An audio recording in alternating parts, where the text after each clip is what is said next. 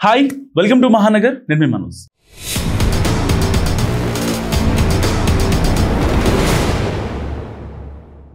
బీసీలకు 42% రిజర్వేషన్ల బిల్లుపై తెలంగాణ బీజేపీ రివర్స్ గేర్ వేసింది. అయితే ఈ బిల్లు ఇప్పటికే శాసనసభలో, శాసన మండలిలో ఆమోదం పొందింది.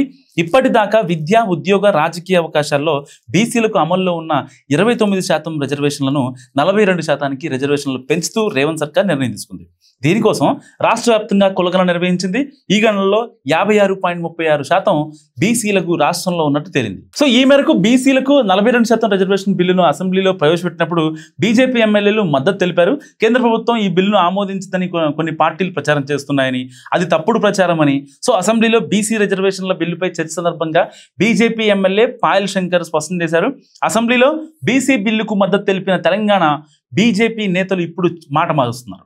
రాష్ట్ర వ్యాప్తంగా బీజేపీ వైఖరి మార్చుకోవడం వెనుక అమిత్ షా ఎఫెక్ట్ ఉందని ప్రచారం జరుగుతుంది.